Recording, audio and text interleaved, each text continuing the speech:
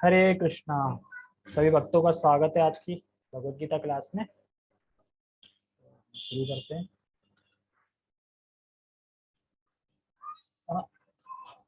किसी ने लाइट हिला दी क्या?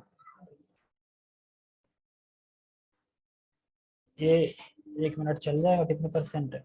68%। ओके, तो हम शुरू करते हैं मंगलाचरण।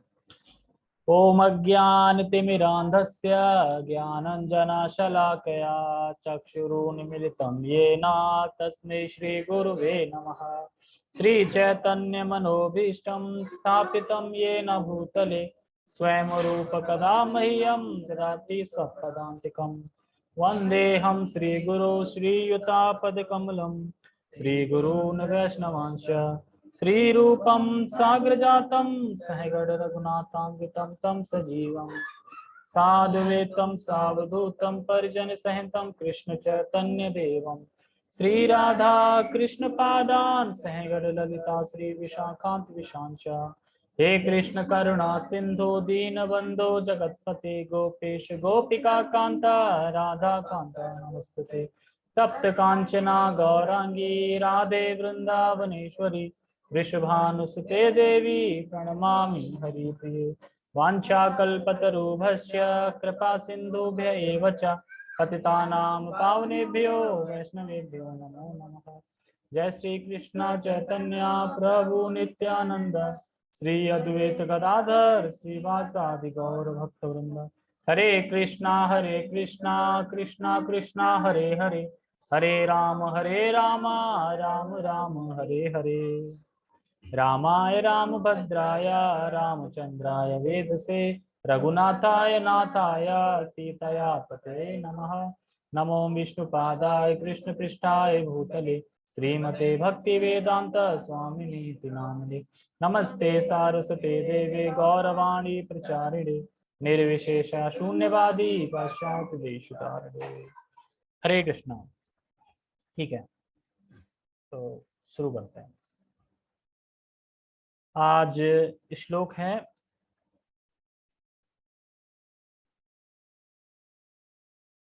भगवद गीता यथारूप अध्याय 9 श्लोक क्रमांक 6। तो भगवान ने पिछले श्लोक में बताया था, बड़ा अचिंत चीजें बताई थी। क्या थी वो अचिंत चीजें? एक तो भगवान ने पिछले श्लोक में ये बताया था कि सारे जीव उनमें हैं, यानी सभी जीव भगवान पे आश्रित हैं, यानी सारे जीव उनमें हैं। और उनमें नहीं है, ये बताया था। और सारे जीव उनमें नहीं है क्योंकि भगवान किसी पे एक तो आश्रित नहीं रहते, और दूसरा इच्छा और संकल्प मात्र से ही सारा कुछ कर देते हैं। और ये होता कैसे है? ये होता है उनकी अचिंत्य शक्ति से। तो ये पिछले श्लोक में बताया। अब इसी चीज को एक एग्जाम्पल से बता रहे हैं, इसी चीज को एक एग्जाम्पल से बता रहे हैं कि ताकि हम समझ पाए।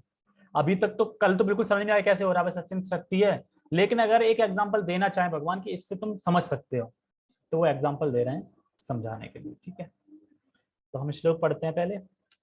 यथाकाश स्थितो नित्यम वायु सर्वत्र गो महान तथा सर्वाणि भूतानि मतस्थानीत्युपधारय। यथाकाश स्थितो नित्यम वायु सर्वत्र गो महान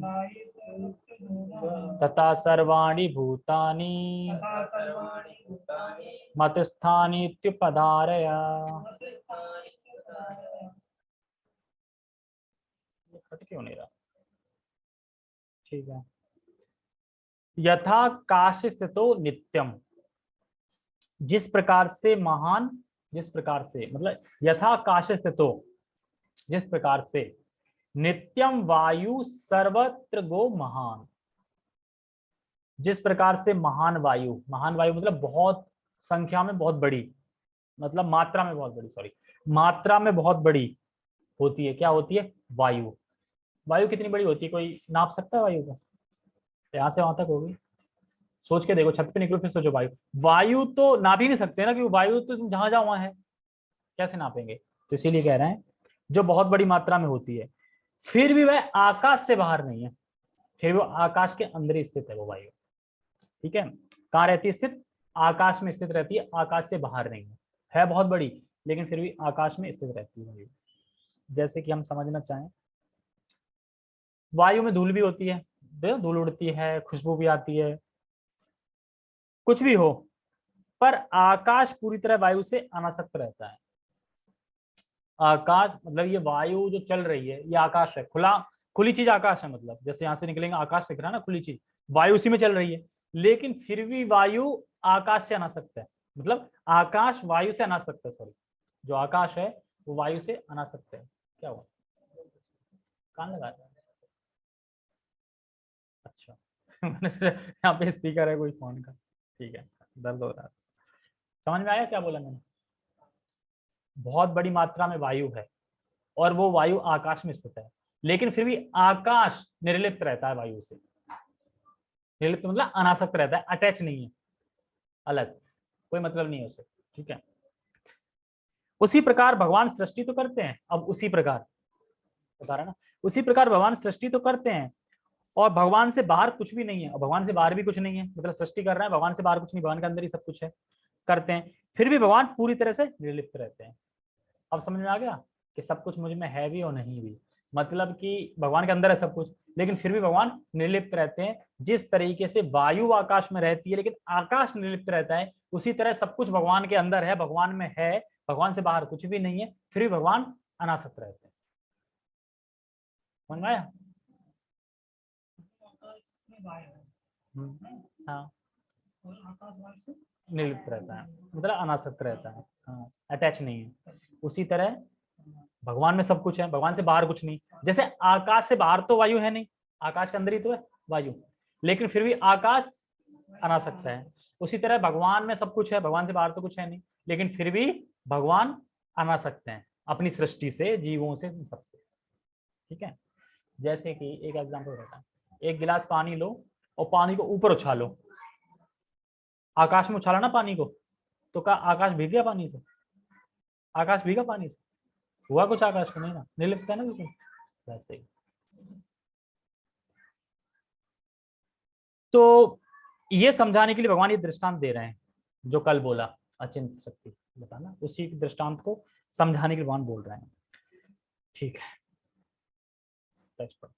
जिस प्रकार सर्वत्र प्रवहमान प्रबल वायु सदैव आकाश में स्थित रहती है, उसी प्रकार समस्त उत्पन्न प्राणियों को मुझ में स्थित जानो। जिस तरीके से वायु आकाश में स्थित है, उसी तरह सारे प्राणी भगवान में भी स्थित हैं, और जिस तरह वायु से आकाश अनासक्त रहता है, उसी तरह भगवान भी अनासक्त रहते हैं।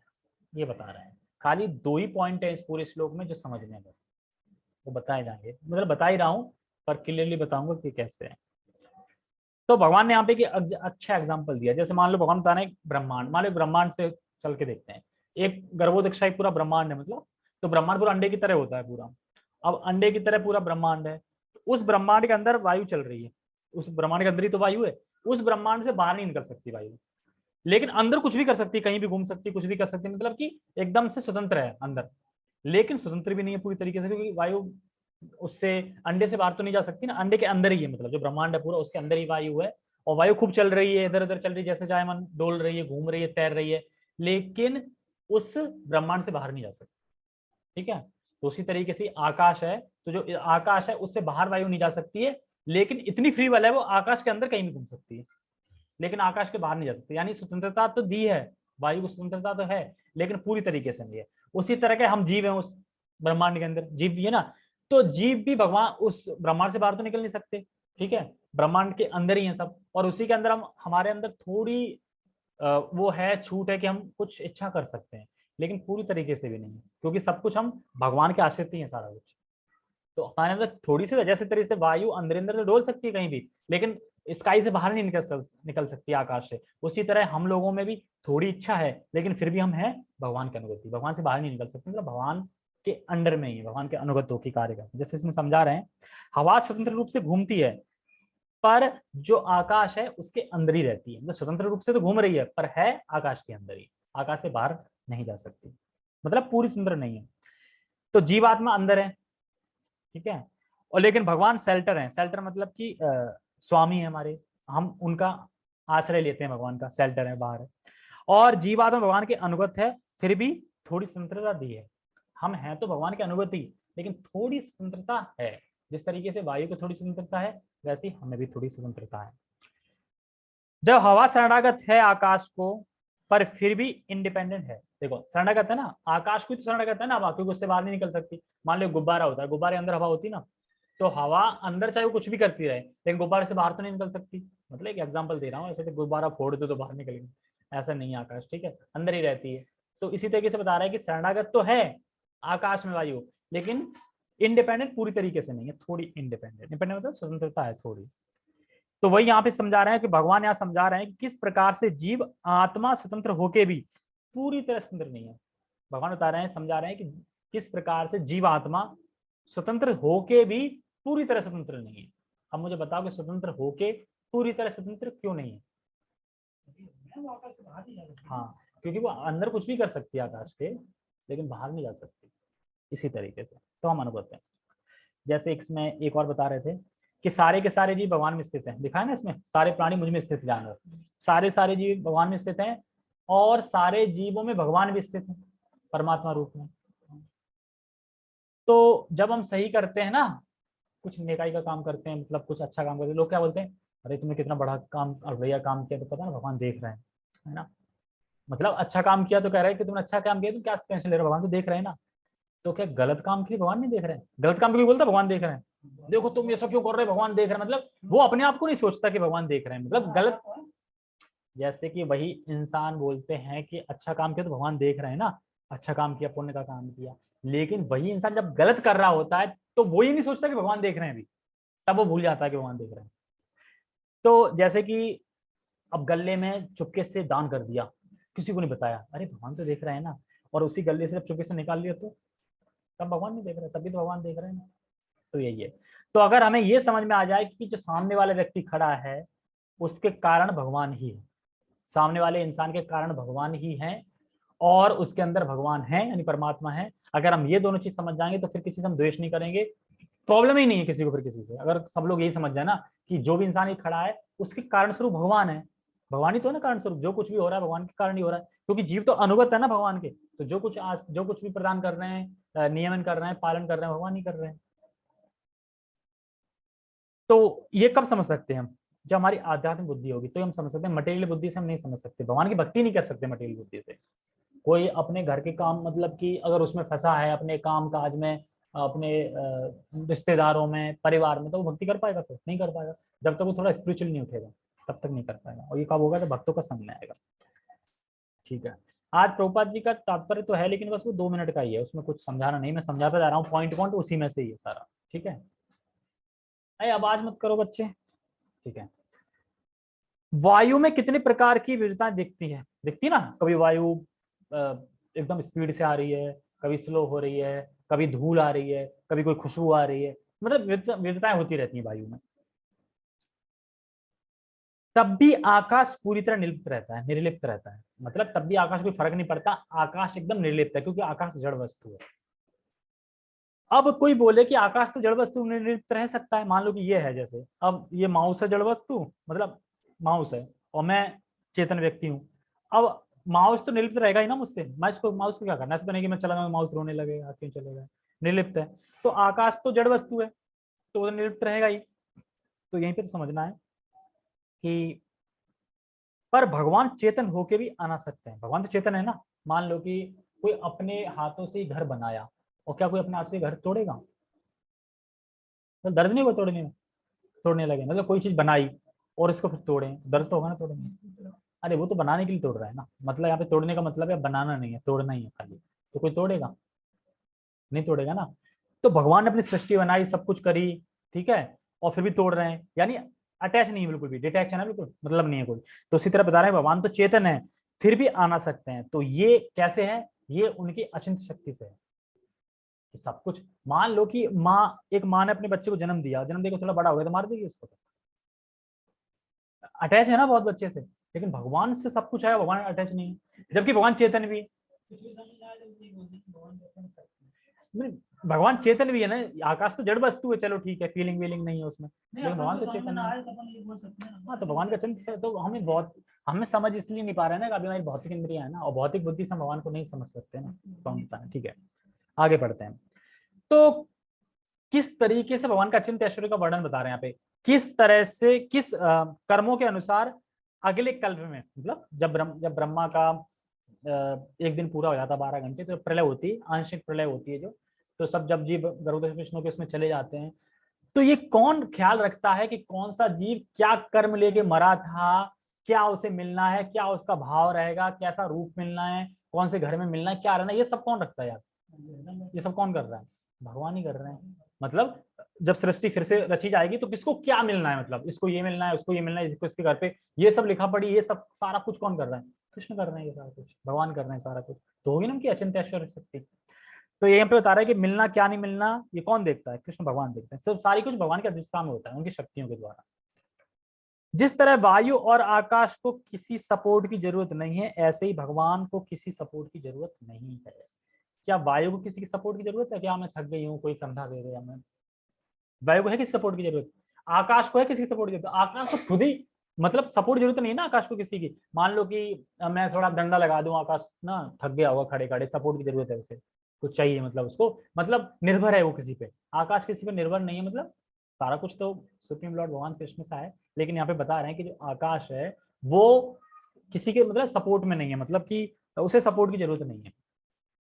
जैसे कि इतना इतना आकाश काटो, इतना इतना आकाश, मतलब ये आकाश ही है ना जो खुला जगह है, अब इसको सपोर्ट की जरूरत है क्या, तो हमेशा ही है। और जो वायु इसमें चल रही है वो उसमें सपोर्ट की जरूरत है, उसको भी सपोर्ट नहीं थी, और फिर भी आकाश वायु में नियुक्त नहीं है, जबकि वायु आकाश में चल रही है, तो ये है ना, तो इस तरीके से एग्जाम्पल भगवान यही याद दे रहे हैं। तो ऐसे ही भगवान को किसी की जरूरत नहीं है, तो वायु बहती रहती है, और नहीं, वायु बहती क्यों है, वायु क्यों बहती है, वायु क्यों चल रही है ऐसे करके, रुकी क्यों नहीं एक जगह,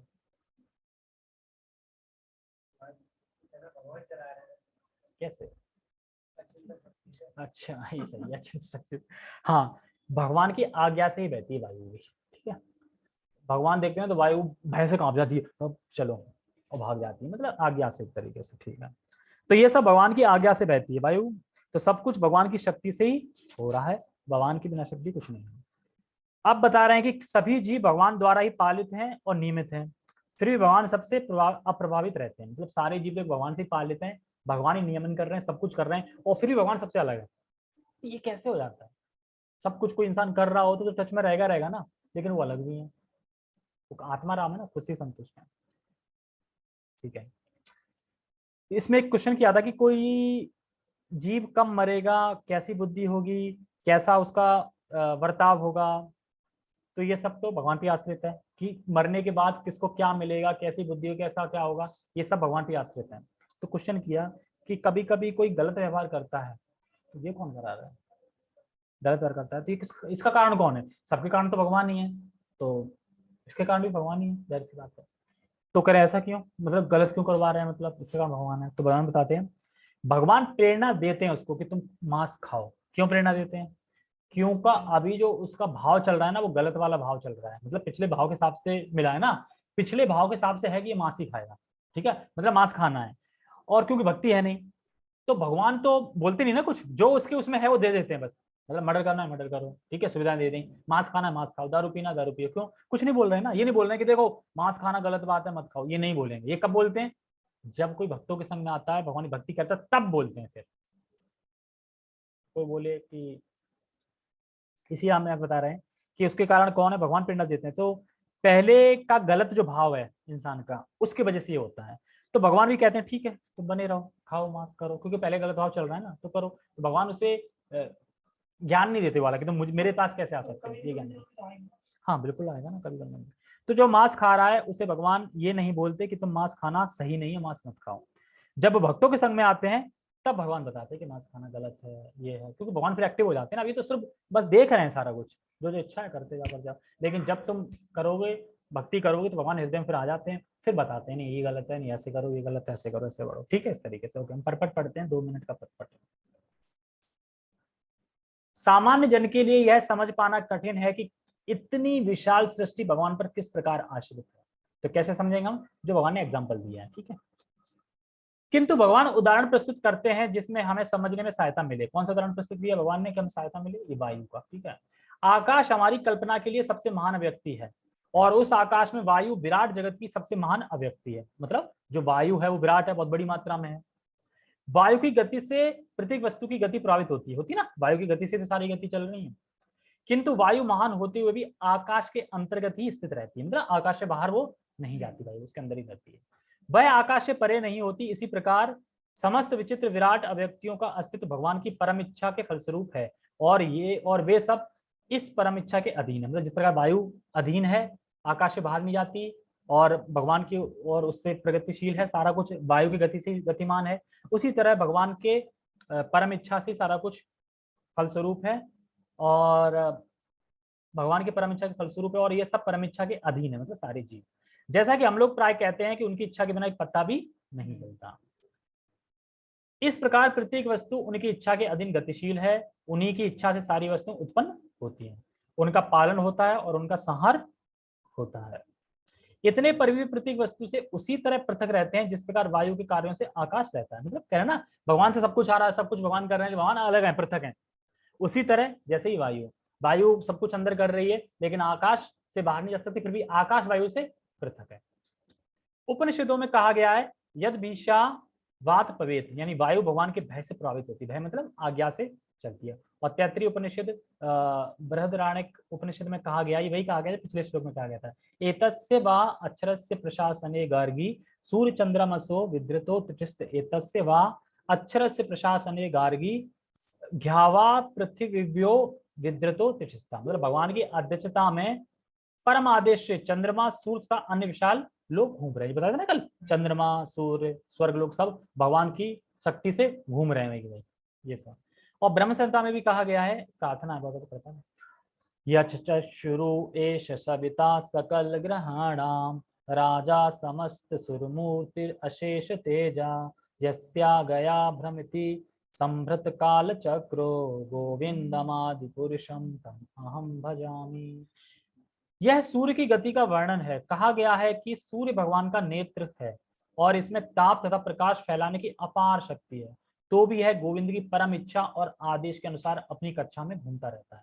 अतः हमें वैदिक साहित्य से इसके प्रमाण प्राप्त हैं कि यह विचित्र तथा विशाल लगने वाली भौतिक सृष्टि पूरी तरह भगवान के वश में है। इसकी व्याख्या इसी अध्याय के अगले श्लोक में बताई जाएगी। तो सारा कुछ भगवान के उससे चल रहा है। और यहाँ पे बता रहे थे आकाश से बाहर कुछ भी नहीं है। अब इसमें 2 पॉइंट में समझने, देखो, भगवान की इच्छा से बाहर कुछ नहीं है, जिस तरह आकाश से बाहर वायु नहीं है, उसी तरह भगवान की इच्छा से बाहर कुछ नहीं है। और भगवान इस जगत के कार्यों से पूरी तरह निर्लिप्त रहते हैं। जिस तरह वायु से आकाश निर्लिप्त रहता है, उसी तरह भगवान पूरे जगत के कार्यों से निर्लिप्त रहते हैं। 2 ही चीज बताई गई हैं कि भगवान से बाहर कुछ भी नहीं है और सारा कुछ पालन भगवान ही कर रहे हैं, सभी को पाल रहे हैं, सारे जगत के कार्य भगवान की शक्ति से हो रहे हैं, फिर भी भगवान इन सबसे अलग है, मतलब संपर्क में नहीं है। ठीक है, ओके, हरे कृष्णा। बाकी श्लोक कल पढ़ेंगे। और आज वो है, क्या है आज? गणेश चतुर्थी। तो गणेश चतुर्थी के बारे में किसी को पता है कि आज भाद्रपाद ये चल रहा है जो, और शुक्ल पक्ष चल रहा है ना, शुक्ल पक्ष चल रहा है और इसमें गणेश जी ने जन्म लिया था। तो बताते हैं कि गणेश जी कोई मतलब व्यक्ति नहीं है, गणेश एक पोजीशन है, मतलब जैसे यहाँ पे होता है ना प्रधानमंत्री की, ऐसे करके। तो जब शिवलोक के उसमें कोई गढ़ों में कोई ईश्वर हो जाता है, गणेश मतलब पूरे गढ़ों में कोई ईश्वर की मतलब वहां पे ज्यादा बढ़ चढ़ हो जाता है, ईश्वर की वो ख्याति प्राप्त कर लेता है, तो फिर इसको गणेश बना देते हैं, शिव। तो गणेश बना देते हैं, तो गणेश फिर आते हैं यहाँ पे, जैसे कि एक सेकेंड, क्वेश्चन तो कुछ पूछ रहा है। हाँ, हरे कृष्णा। हरे कृष्णा।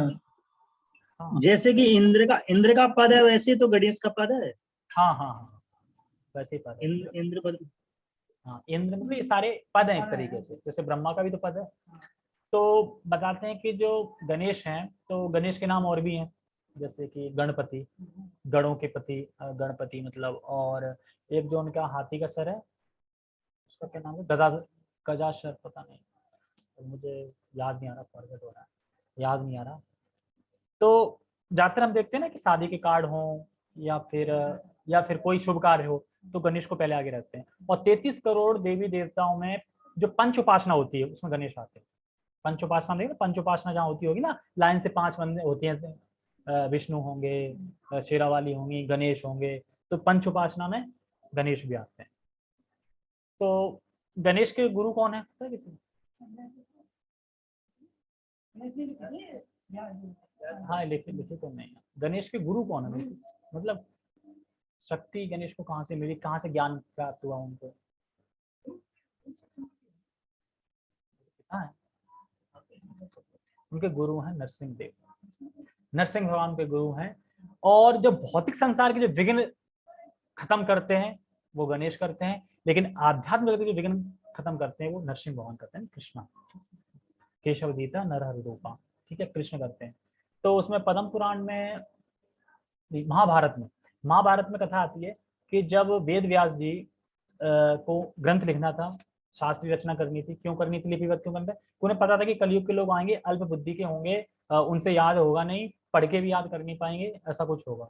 तो फिर वो जाते हैं, बहुत मतलब सोचते हैं किससे लिखवाऊं, क्या करूं, तो वो जाते हैं ब्रह्मा जी के पास। ब्रह्मा जी से कहते हैं कि आप बताइए कि मुझे ऐसे ग्रंथ लिखना है महाभारत, तो किससे लिखवाऊं? तो वो कहते हैं देखो मेरी नजर में तो कोई एक ही है और वो है गणेश, क्योंकि उन्हें एक दंत भी बोला जाता है। एक दंत मतलब जब एक बार क्या हुआ था कि शिव जी स्नान कर रहे थे, तो परशुराम परशुराम आए थे ना। हाँ। अरे पार्वती कर रही थी वाला है, शिव जी कर रहे थे। तो ठीक है, तो परशुराम आते हैं वहां, परशुराम आए थे क्या? परशुराम आए थे, तो वो जाने नहीं देते, तो युद्ध होता है, तो परशुराम के फंसते से उनका एक दांत मतलब टूट जाता है। तो फिर वो एक दंत क्या दांत रखते हैं, किसलिए? वो साथ लिखने के लिए दांत रखते हैं, तो बहुत ताकतवर दांत है उनका, एक दंत है। तो अगर वो अपने दांत है उनके पास एक, वो अपने दांत से लिखते हैं, मतलब ठीक है, सूंड का एक दांत टूट गया होगा। हाँ, तो हाँ एक दंत बोलते हैं ना। तो उसके बाद फिर क्या पता, हाँ, तो उसके बाद फिर वो बुलाते हैं, आह्वान करते हैं उनका, तो आ जाते हैं गणेश जी। गणेश कहते ठीक है लिखना है। तो गणेश जी कहते ठीक है मैं लिख तो रहा हूँ, पर मेरी एक शर्त है कि मैं एक बार लिखना शुरू करता हूँ फिर बंद नहीं करता हूँ, बंद कर दिया तो फिर मैं लिखूंगा। वेदव्यास कहते यार ये तो देवता हैं, ये तो लिखते रहेंगे, और लेकिन मैं तो यहाँ पे मनुष्य लीला निभा रहा हूँ, तो मुझे तो अपने नित्य कार्य करने पड़ेंगे, हरि नाम गायत्री वगैरह करना पड़ेगा, तो क्या फिर सोचते हैं। कहते ठीक है मेरी भी एक शर्त है। क्या शर्त है? कि मैं जो कुछ भी श्लोक बोलूंगा वो तुम पहले स्वीकार करोगे फिर लिखोगे, मतलब तुम्हारी स्वीकृति जरूरी है, हाँ ये सही है तब लिखोगे, मतलब तुम्हारी स्वीकृति जरूरी है तब तुम लिखोगे। तो गणेश ठीक है। अब वो बताते लिख रहे हैं, मतलब सारा कुछ सोचते हैं, हाँ ठीक है। जब भी उन्हें जाना होता अपने गायत्री करने के लिए, हरिनाम करने के लिए, अपने नियमित कार्य करने के लिए, तो वो कोई ऐसा श्लोक बोलते हैं हार्ड जो कि गणेश ना समझ ना पाए उसको। तो उसी में बताते हैं कि 18 दिन महाभारत चला था, तो 18 पर्व है महाभारत में, 1 लाख श्लोक है। तो 18 महापर्व जैसे कि एक तो है भीष्म पर्व है, आदि पर्व है, ऐसे करके। तो भीष्म पर्व में ही आती है भगवत गीता, 700 श्लोक की। तो भगवत गीता में श्लोक आता है ना, अभी जो अपने 7वें अध्याय में पढ़ा था, मत्ता परम न अन्यम, ऐसे करते हैं, मत्ता परम न अन्यम, ऐसे करके, मतलब मुझसे परे कुछ भी नहीं है, सब कुछ मैं ही हूँ। तो ये स्वीकृति कौन दे रहा है? गणेश। अगर गणेश चाहते थे बोल सकते हैं मुझसे परे कुछ नहीं, मेरे पापा है ना, ऐसे कैसे कि मेरे पापा का नाम नहीं लिया। तो यहाँ पे एक तो ये हो गया कि कृष्ण सुप्रीम लॉर्ड है, क्योंकि गणेश जी लिख रहे हैं, स्वीकृति दे रहे हैं, तब लिख रहे हैं वो इस तरीके से। तो फिर उसके बाद फिर सारा वो हुआ, और ऐसा नहीं है कि महाभारत लिखा था तो उस टाइम पे हो चुका था, होने वाला था वो लिखा जा रहा है कि क्या क्या होगा, कैसे होगा। जहाँ तक मैं भागवतम स्कंद पुराण पढ़ रहा था कि जब नारद जी पूछते हैं ना कि बताते हैं कि ये सृष्टि कैसे रची, क्या है, आप भगवान हो कौन हो, तो उसमें एक बार बताता ना, अब ये अवतार होगा, अब ये अवतार, कल के अवतार आएगा, लास्ट में सब कह रहे थे कि ये होने वाला है, मैं जो तुम्हें अभी बता रहा हूँ ये होने वाला है। तो भगवान की सारी लीला उन्हें पता है ब्रह्मा जी को, ऐसा नहीं कि पता नहीं है, पूरा हृदय में ज्ञान दे रखा है भगवान ने, सब कुछ ब्रह्मा जी को पता है। मतलब जो बता रहे हैं तो हुआ कुछ नहीं है, अब होगा आ गया, कृष्ण आएंगे, ये होगा, पूतना वध होगा, ये सब बता रहे हैं। और उन्होंने बारिश बाकी सबके तो एक एक श्लोक में बताए कि कच्छप अवतार आया, ये अवतार आया, मछली आया, लेकिन जब कृष्ण का अवतार बताया तो कम से कम 5-6 श्लोक है। उनका पहले प्राकृत बताया, फिर पूतनावध बताया, फिर और भी बताया, फिर मतलब शॉर्टकट में गोपियों का बताया, सब चीजें बताई, क्योंकि परम भगवान है तो उनके बारे में ज्यादा व्याख्या बनती है। ठीक है, तो नरसिंह चतुर्थी आज से स्टार्ट हो रही है, तो हम उनसे उनसे क्या, हाँ प्रार्थना कर सकते हैं कि आप शुभारंभ हो एक तरीके से, तो आप कृपा करें अपने गुरु, जो आध्यात्मिक गुरु उनके नरसिंह भगवान से प्रार्थना करें कि थोड़ी रुचि बढ़े मेरी भक्ति में, आगे बढ़े, तो इस तरीके से। और उपासना गणेश चतुर्थी पे नरसिंह भगवान की करनी चाहिए। मतलब गणेश को भी हक हो, पर नयन नरसिंह, क्योंकि गुरु तो नरसिंह थे ना, गुरु को छोड़ के तुम क्या गणेश का अकेले करोगे। और यहाँ तो नरसिंह जानते ही नहीं हो कोई, सब कोई गणेश को उठा के घूम रहा है। पता नहीं। चलो ठीक है, ओके। किसी को कुछ पूछना है? अरे कुछ नहीं तो